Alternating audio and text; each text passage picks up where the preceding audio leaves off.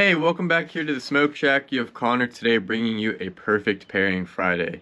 Today I am bringing you the Romeo Añejo by the Romeo and Julieta line. It is in the 6x54 Vitola. This cigar is made up of a Connecticut broadleaf wrapper, Dominican Republic binder, and Honduras and Nicaraguan filler. So what am I pairing this stick with today? I am pairing this not with a bourbon, not with a food, but indeed a book. Storm of Steel by Ernst Jünger. So this book is written from the perspective of a German during World War I. It is nonfiction, and it's written in a very matter-of-fact tone. You know, Ernst fought on the front lines.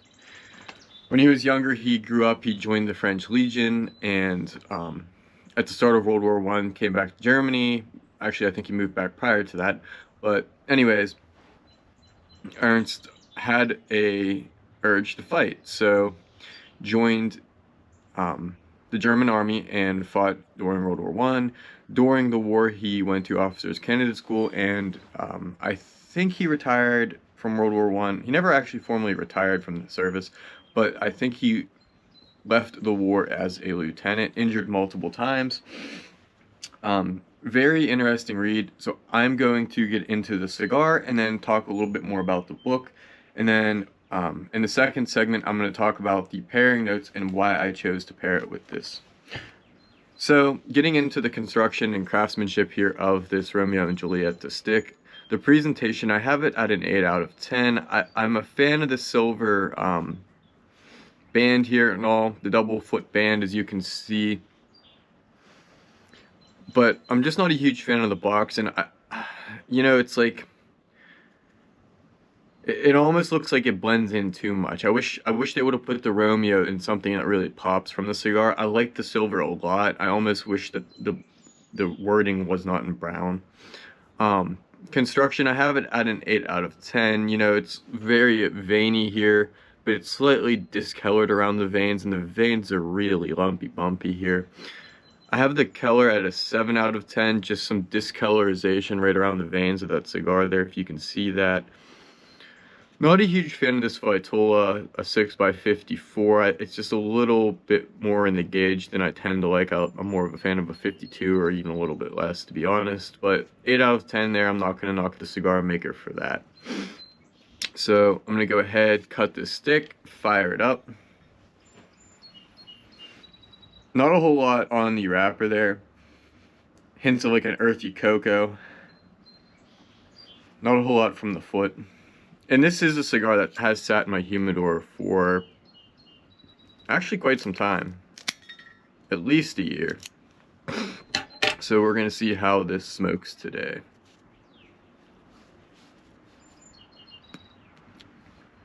It's very, very nutty and cocoa-y heavy on that dry draw. It actually feels pretty tight as well. Not a whole lot of airflow going through here.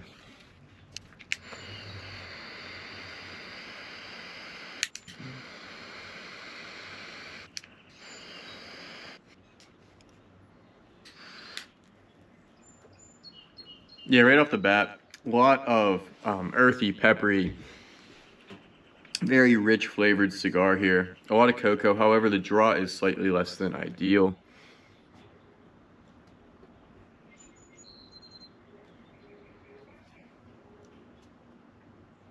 First impressions, it's pretty tasty. So getting back into Storm of Steel by Ernst Jünger. As I mentioned, Ernst was an infantry soldier and then turned officer in the trenches of World War I. So the book goes through, you know, and the titles of the book are really just based off of the battles that Ernst fought in. This book does not get into the high-level military strategy whatsoever. He's not really giving you the names of his friends. He's not giving you his life story. This book is an absolute biography. It's not someone came in after the fact and wrote about his childhood. There's no mentions of, you know, what his life was like growing up, his friends and family.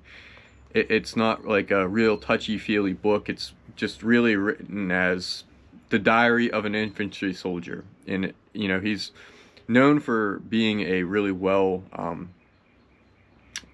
highly respected individual in Germany.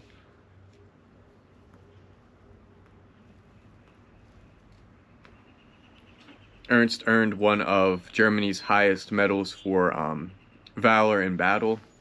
And during World War II, Ernst was so respected that when... So this book, a lot of people criticize it as glorifying war.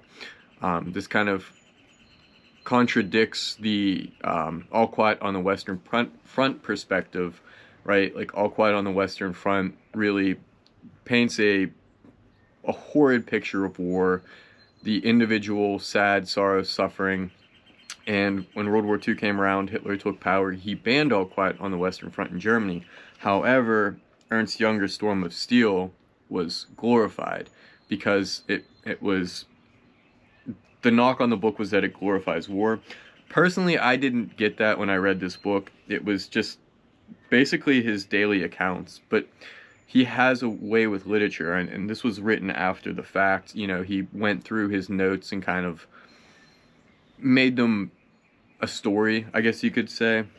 But as I mentioned, the chapters are named like In the Village of Fresnoy, Langmark, and Flanders again. So he fought in multiple battles. Some of this, like, what I found really interesting in this book was the stories he told about going out and capturing prisoners, trying to bring them back.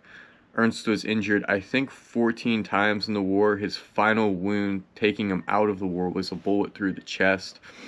Not sure how he survived that, but, you know, it's a really interesting story because...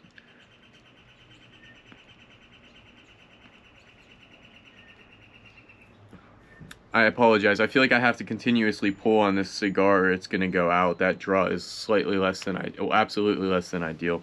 But yeah, as I was saying, he mentions some of the intricacies of like trench warfare, right? Like, for one example, he's not mortified by the gore of battle when his friends, the people around him, go down injured, death, and dying from war. He's not really mortified by it. He's not really disgusted. He's kind of thrilled by the adrenaline rush. But when he sees someone get injured off of the battlefield, he's like, the sight of blood kind of makes him want to pass out. I don't think that's an accurate description, but he's sickened by the sight of blood when it's not on the battlefield. So it's an interesting perspective in that what the adrenaline from battle does to this man.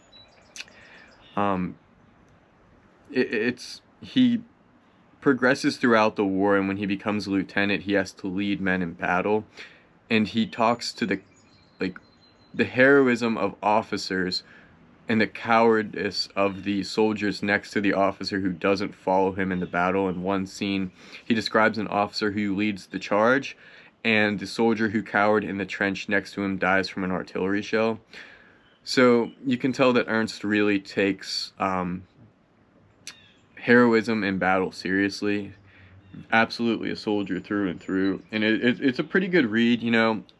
I'll get into actually like what I would score this book out of 10 later. I liked it a lot. However, it slightly got a little bit boring. Like I mentioned, he doesn't write with a lot of fluff in here. If you want a story about how this guy grew up and his basically like cradle to grave story, this is not it. But if you want a very matter of a fact read on World War I, it's not your like high level history book. You're not going to get dates and battles and casualty counts and all of that, but absolutely a really good read. So I'm going to go ahead, smoke this cigar down, come back with my thoughts on the first third here. Hey, bringing you back in here for my thoughts on the first third. Just check out that char line and ash quality. You know, it's slightly flaky there. It's pretty white, but there's a lot of darkness mixed in there too, and that burn line is kind of wavy, slightly less than ideal. However, the flavor profile for this cigar is really helping the score. It is extremely tasty, rich in flavor. It's very earthy and minerally flavors. You're almost getting tastes of like a steel, a metal, an iron, something like that. Like if you have an Iron City beer, you know how you get that like slightly iron taste in there. That's kind of what I'm getting here in this Romeo and Julieta. The flavor profile is pretty darn good. I have it at a 10 out of 10 in intensity. Very enjoyable flavors. I'm not a huge fan of the chocolate, but it's so well balanced in here. 10 out of 10 on the enjoyability. 8 out of 10 on the complexity because there is a lot going on. 8 out of 10 on the finish. It's pretty smooth. However, the burn performance is where the cigar takes a bit of a knock. For the draw, combustion, structure, and color of the ash, I have it all about 7. It's slightly less than what I would like in a cigar. You know, like I would say B is average, C is a little less than ideal. That's 7 out of 10. It's not bad enough for the 5 and 6, but it's not ideal. However, it's very consistent in the draw. It's a 9 out of 10 there.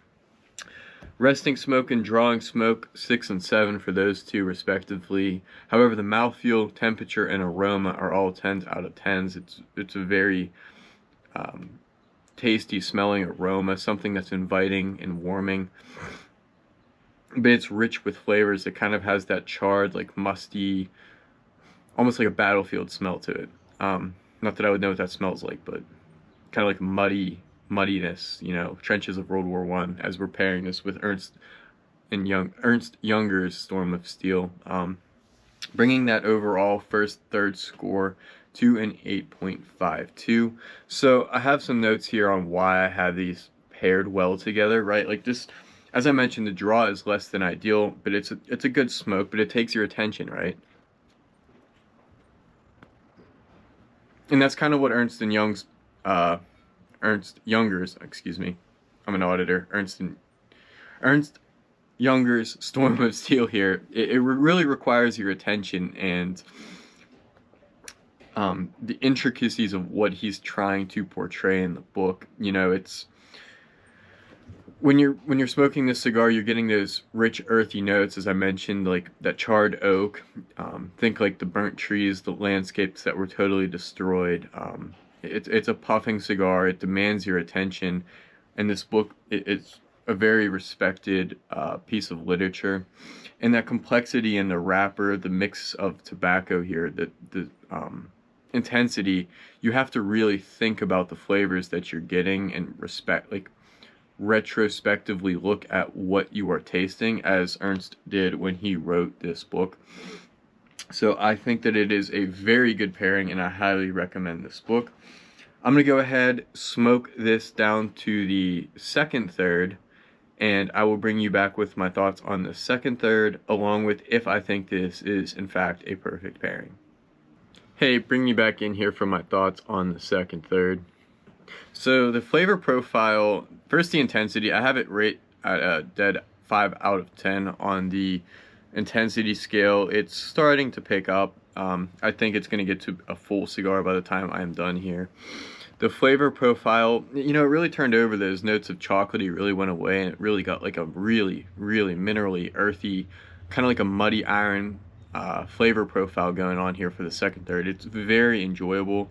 It's a nice sunny day here, so this is going really well with that. Not a whole lot changed for the score on the flavor profile.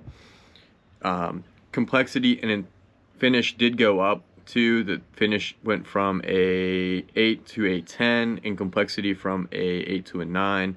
That finish is just really nice. It's really bold, but it's not overpowering. The burn performance is pretty much the same. In fact, the draw and the combustion actually took a little bit of a hit, as well as the ash structure, dropping those 3 down to a 6. You know, it's pretty good, but it's not perfect. It's flaky, kind of like a hay bale. You know, it's kind of falling apart, but it actually ashed itself. But it's not terrible. So 6 out of 10 there for the ash structure. The draw is slightly less than ideal, but the consistency is the same. It's been the same throughout the entire cigar. 9 out of 10 on that consistency. It's consistently not great for the draw performance, that is. The flavor profile is pretty good. Smoke assessment, pretty pretty much the same. I did bump that resting smoke up just a hair. It picked up. There's a nice blue hue to it, but it is kind of all over the place. I will say that it's not coming out of the cap at all, but it's just kind of all over the place from the ash to the burn line, bringing that second, third score up to a respectable 8.63. And just tying it back to the book here, Storm of Steel, you know, it's discipline and control.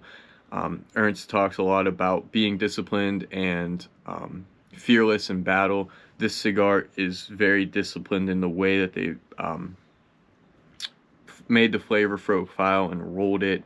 It's consistent, and the flavor profiles are very thoughtful and mindfully crafted. And it's that like paradox and beauty but brutality, right? So the cigar is a beautiful thing. It tastes great. You smoke it and you have time to reflect. And when Ernst wrote this book, you know, he, as I mentioned, took the daily diary, but then he went back and kind of put his thoughts together and really decided what he wanted to put in that book. So it's that perfect blending and crafting of that work of art. And these are both absolute works of art. So I'm going to go ahead, smoke this down, and bring you back with my final third and overall thoughts on the Romeo and Julieta Añejo cigar. Bringing you back in here for the thoughts on the final third and my overall score. So in that final third, the intensity sort of died off a little bit. It really didn't evolve throughout the entire cigar, also hurting the burn performance. Also hurting the score was the burn performance and smoke assessment in that final third, but it actually did tick up from the second to the final third, improving third over third throughout the entire cigar. As I mentioned, that intensity, the flavors just really didn't pop as much, but what did change, it turned over. Complexity is a 10 out of 10. I got a lot of like espresso-y, chocolatey coffee flavors. That earthy, minerally iron flavor really did take a back seat there.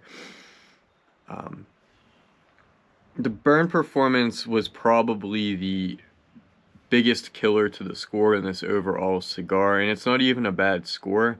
It just, like, that draw was tight, and it was very consistent with that, but the combustion, the ash structure, and color were always less than ideal throughout the entire cigar. And the resting smoke also was not good, but the mouthfeel, temperature, and aromas were excellent. I really did enjoy the flavor profile of this cigar. Running through the scores, I had a 8.52 on the first third, 8.63 on the second third, and an 8.71 on the final third. For the craftsmanship, I had a 1.57 out of 2. It was just slightly bumpy. Not a huge fan of the Vitola, and the color was just slightly off. I had mentioned it kind of looked like bleached around the veins, but 1.57 out of 2 there, bringing the overall final score to a very respectable 8.62. I do highly recommend this cigar. However, I wouldn't say that it is an all-day, everyday cigar. It's probably more of an occasion. Honestly, this would be a really great dessert cigar, or, as I mentioned, I do think this is a perfect pairing for this book. So go ahead, wrap this video up. You know, this is something that we're doing new, trying to bring these pairings to you. If you like the book review pairing, please let me know in the comments. We do read, and we really truly appreciate all of the time you put into the comments. So let us know, especially your thoughts on this book review, if we should keep doing them or not. Huge shout out to all you guys who like and subscribed already. If you haven't already, share this with your friends and family. We really do appreciate that. And we'll catch you next time here on the Smoke Shack.